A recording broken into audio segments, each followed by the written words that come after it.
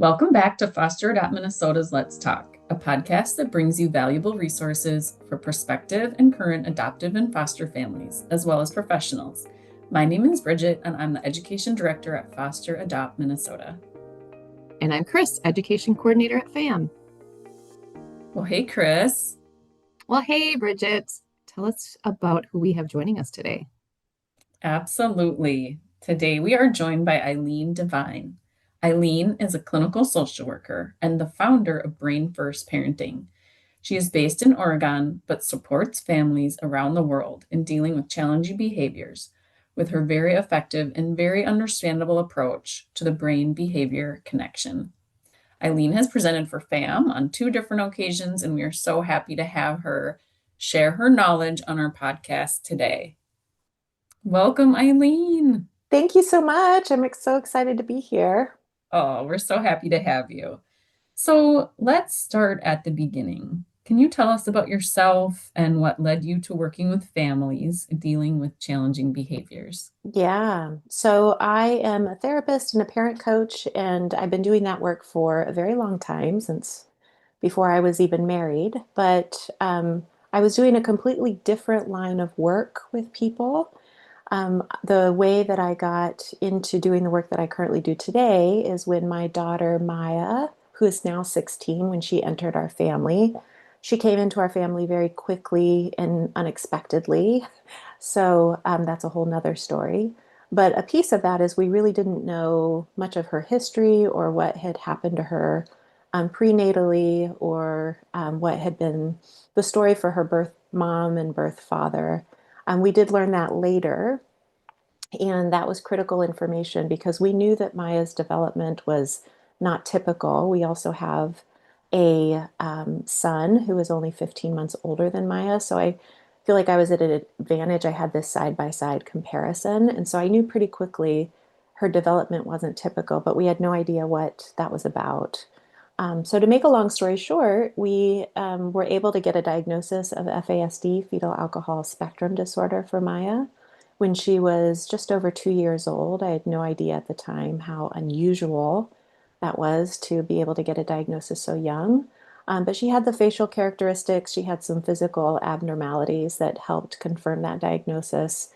And from there, my husband Dave and I really set out to figure out, well, what does she need from us so that she can have the best life possible?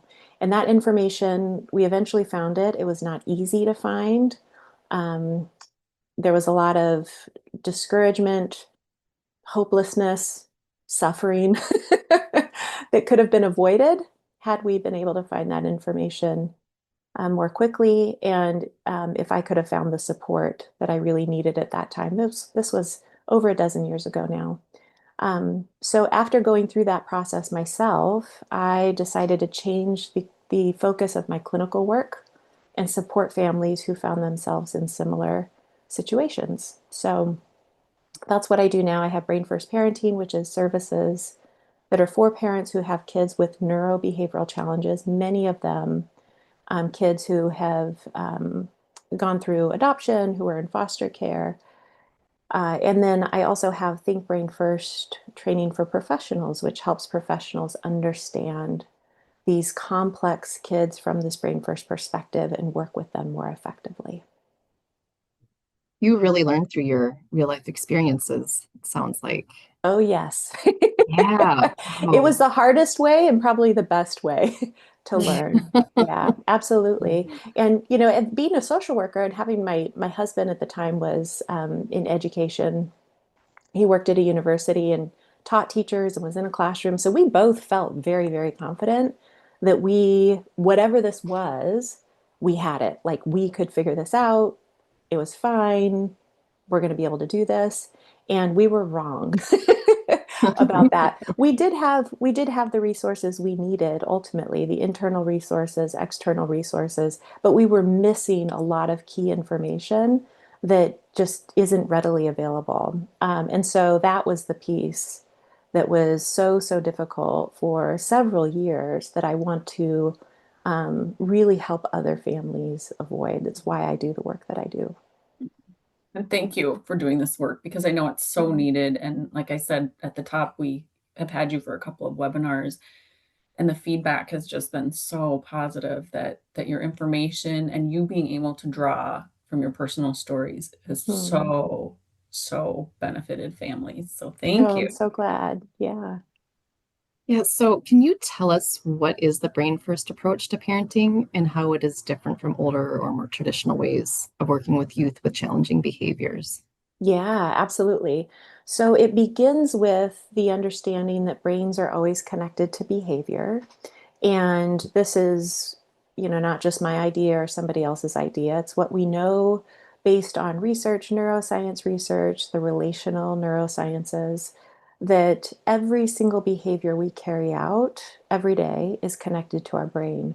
So it only makes sense then that when we're considering someone's behavior, and in this case, a child who has really relentless, challenging, exhausting behaviors, that right alongside that, we consider how their brain works. Because if we don't, then we're missing 50% of the information, 50% of the equation.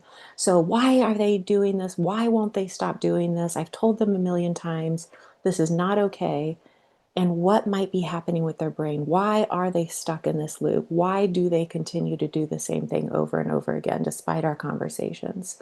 That is the missing piece of information that nobody tells us as parents we need to be understanding and looking for, and that they're not asking about our kids either. So there's two things that happen because of that. One is that our kids who have a brain-based difference, brain is a physical part of their body. What do we do for people who have differences in any part of their physical part of their body? We provide them with accommodations. It's what's just and right and fair. When we have a brain-based difference that's invisible to most people, except for these challenging behaviors, but those behaviors are not understood as being connected to their brain difference, then they are punished over and over and over again for their disability, for their differences, instead of provided with accommodations. And accommodations is actually the path to less challenging behavior. So that's the other missing piece. The other piece is that parents don't understand this connection by no fault of their own. Nobody's taught it to them or told them how essential it is. And so they continue to approach this child from this very traditional behavioral lens, which says that behaviors are on purpose, they're willful, they're within a child's control at all times. And so they must be doing it on purpose to me just to make my life miserable, which we know just isn't the case for lots of reasons. So parents get stuck in that because they don't know any other perspective. And they find themselves increasingly frustrated, burnt out, resentful because nothing works. And because they are parenting their child in a way that is not in alignment with their child's brain or their unique neurobiology, those behavioral symptoms that their child has continue to escalate. They just gain more and more momentum and intensity over time. So interrupting that cycle and providing parents with the information they need, like, I know you have these other kids who you use this traditional parenting approach with, and I know they all turned out fine. I know that it worked for them. It doesn't mean that those approaches are always terrible or harmful. It just means it does not work for a child who experiences the world so differently than we ever imagined. Very good. That's so helpful. Okay, so if I'm a caregiver listening to this and it's like, yep, especially with our audience of a lot of foster caregivers, kinship caregivers, adoptive caregivers, they're like, yeah, I raised, 3, 4 kids and that worked and it's not Yes, working now and we're all yes, suffering and we're in this loop and we can't get out of this loop. yes, What's some of the kind of practical or yeah, informational things that you would be able to kind of say to these families? yes, I'm a little more yeah. general, obviously, but Yeah, yeah. The first thing I would say is I understand how you feel and the frustration. And when we talk about shifting our lens to this brain first lens, oftentimes those very same parents are like, I'm exhausted. I Mhm. literally have tried everything. Like, I don't know if I want to try something else because I've been let down so many times. And my plate is very full because they have these massive challenging behaviors in their home they're trying to manage. And so the next thing I would say to that parent or that caregiver is you are not going to be working harder. Shifting to this perspective. It feels like a learning curve because it is. You're unlearning a whole lot as well as learning, but you're not going to be working harder than you already are. So really helping parents and caregivers believe that. Sometimes it feels like a leap of faith. That's a lot of the support that I do, is helping them keep that faith and stay on this path, right? Until they start to see the results that create the momentum for them to believe, okay, this is the right path. The next piece that I would say is that you have to begin to learn about your child's unique neurobiology. What I mean by that is, how does their brain work differently? What assumptions are you making about the way that their brain works that just aren't true? So a few examples. We know that kids with neurobehavioral challenges, so brain-based differences, challenging behaviors, that they, for example, have low tolerance for frustration. They have a very narrow window of tolerance. That's not about their character. It's not like, oh gosh, they're such a baby. Why are they getting upset over this? Like, they shouldn't be, getting upset about this. This isn't a big deal. For their fragile and unique system, where they have very little emotional regulation skills, it is that distressing for them. That's why you're seeing such a big behavior. Or kids who have very slow processing speed. So Diane Malbin talks about these kids as 10-second kids in a 1-second world. And it's not an exaggeration. My daughter is more like a 20-second child in a 1-second world. And so what that means for her is that she needs 10 to 20 extra seconds to respond to me when I've asked her to do something, to acknowledge me when I've called her name, to think about what does she want for lunch and then give me the answer. She needs permission to take that time. She needs loads more time to get out the door in the morning, probably triple the amount that a typical 16-year-old would need. That's the accommodations, right? We make assumptions based on kids' chronological age that they can do certain things that are just simply not true because of the way their brain has been impacted. Along with processing pace, hearing every third word of what you're saying, right? So the way that I'm talking right now, a rate that hopefully isn't too fast that listeners can keep up with. But if my daughter were to hear this, she'd be hearing every third word. Well, no wonder she has no idea what our conversation was, that she nods her head at me and then goes and does another thing. It's not about, oh, she just wants to do her thing all the time. She never wants to listen. No, she actually is a really good listener and wants to do a good job. But I need to give her time, and I can only give her one step at a time. That's another assumption that we make, learning and memory. How can kids hold on to 3, 4, 5 directions at a time? At a certain age, we expect them to do that. And what we know to be true, again, based in research, is that many of these kids can hold on to the one direction. And after that, they lose it, right? They lose everything you've said after that. So it's really about understanding what are those lagging skills that your child struggles with, or your teen or your young adult, so that you can adjust the environment so that they're not working so hard just to survive their day, right? They're navigating a world that comes nowhere close to being set up for them. And they need us, the adults who hold the power in each of these environments, to really adjust that environment so that they can thrive, they can be more successful, they can settle. And when we see that settling process, that's when those behavioral symptoms that reflect that poor fit, their discomfort, their distress, their overwhelm, those start to dissipate, right? Frequency and intensity over time. Okay, I love Right. everything you said. Sorry, I just have this like side by side in my mind. It's like that Yeah. sliding doors scene or something of like how this could go, like in Yeah. a tonotypical home Yes. where it can go so bad in Yes. like 15 seconds versus Yes. stay in the calm state. Yes. Simply with starting with the question, what do you want for lunch? Like Yes. if you just said to your kid, what do you want for lunch? And Yes. they didn't answer. Come on, I got to get back to work. What? Or then Yes. you started going, we have peanut butter sandwiches, we have egg salad, we have, leftovers from last night. And Yes. then they don't catch that. And then it just goes. Yes. Or Whereas they say the last thing they heard, And then they come back to you 5 minutes later and say, oh, actually, I want this because they've had the think time. And you're like, what? I Right. already made you this. Oh my Make up your gosh. mind. Yep. I feel my nervous system elevating as we say it. Yes. So can I comment on that though? That Yes. piece, so we talk about this situation as like, what's the big deal? Like, give them Right. more time. Like, you could go down this path of everything actually working out much, much better than maybe it is now, or it could be this escalation for the rest of the day. And Right. I want to acknowledge what you just said. You can feel your nervous system reacting to that, right? We all have that experience. It is as hard as we think it is, even these like very mundane kind of daily interactions, right?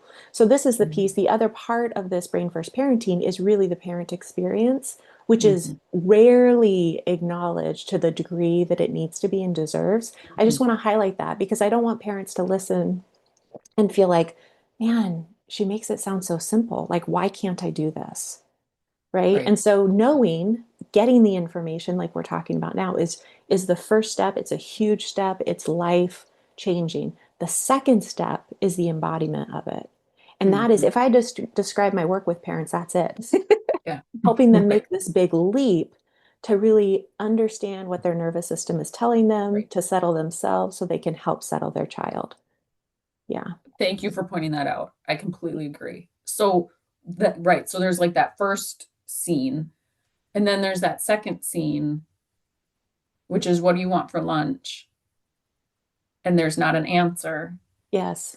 And the parent feels their body and they take a quick breath, and the caregiver goes 1, 2, Yep. and like literally counts Yes. Yes. and then says, how about grilled cheese?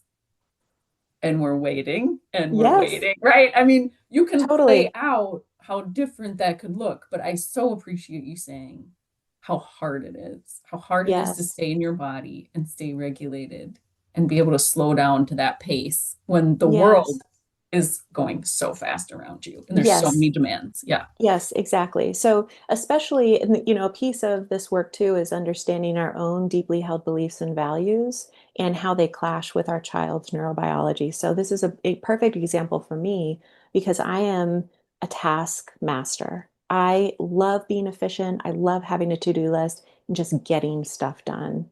And that is complete clash with the way that my daughter is because she has to move through the world very slowly to survive it. Right. Mhm. And so that the way that you describe that, yes, absolutely, that can be the way it is. But there's always so many other creative accommodations that may feel better to that parent depending on just who they are and what they do. So, for example, if you have a teenager, text them. Here's what we have for lunch today. I'll come check in with you in 10 minutes. So you have some time to think about it. Or going into the Mhm. room or how you described, but writing it down and saying, hey, here's some options for lunch. I'm going to give you some time to think about it.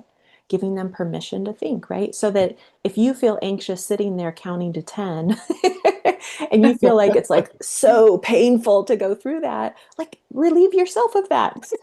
Yeah. Right. So I just want folks listening to understand there is this range of accommodations that you can give. Once you Mhm. understand where the poor fit is for your child, the accommodations are truly endless, and they're usually Mhm. not life altering.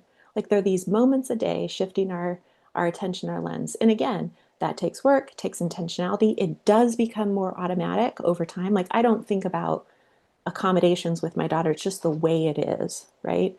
And so wanting to put that out there for folks too, that it doesn't always feel so hard, but you are learning a new way of being a Mhm. parent, being in relationship with your child, and that takes time. Mhm. Great. So, as a way to deepen our understanding of this approach, could you give us a couple of examples of difficult behaviors or situations you've been presented with, maybe by some families that come Sure, to see you, sure. and ways that Yeah, this approach has helped them in their relationship with the youth in their yeah, yeah. So one of the things that I think I have parents talk about frequently are what I call this clash with their child's relational cognitive skills. And those are cognitive skills. There's three kind of buckets that I think about it. One is social emotional maturity and skills, one is emotional regulation skills, and one is cognitive flexibility. And all three of those categories of cognitive skills, we all need in place to be in a reciprocal, successful, give and take relationship with another person. And so many parents feel like my child is selfish. They need everything to be their way. Like they get stuck in this idea and that's it. Like nobody else's opinions matter. Like they don't ever acknowledge how I feel. They never acknowledge how that made their sibling feel when they did this. That feels terrible as a parent because we often associate that with our child's character, right? Like they're just kind of a jerk. They're just kind of a bad person when that is not at all what is happening. So, those cognitive skills, again, those three buckets, there's lots of details underneath those that I mentioned, are cognitive skills, just like executive functioning, just like processing pace, no different, right? They just get viewed through a behavioral lens, which again is what our society is deeply entrenched in, as someone's character. Like, oh, they could get my perspective if they wanted to. They're just selfish and they don't want to. No, that is actually a skill that once parents understand, like, oh, they cannot see my perspective. They can't even see that people have other perspectives other than their own. They can't make that leap and let alone put themselves in my shoes to see it. Now, the good news about this is that if it is a skill, which it is, then we can help cultivate it and build it, right? It's such a more helpful and hopeful perspective than like, this is just who my child is, right? They're just not a very nice person. What has to happen though is that we have to see it for what it is and be able to cultivate it and build it. So, this is getting to your question.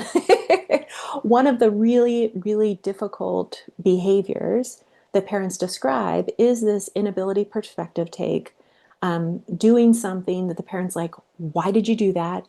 That was so mean. What were you thinking? Right. And then sometimes the child can't even understand, like, well, why doesn't my brother want to play with me anymore? And the parents like, are you kidding me? Like look what you just did to them. Why would they want to play with you after you did that to them, right?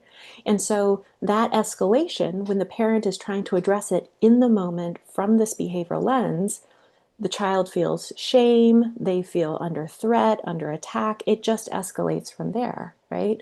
And so that's when we see lots of chronic aggressive behaviors, um, lots of just conflict, stirring things up, dysregulation throughout the home, right? It just causes so much stress and overwhelm for the entire home.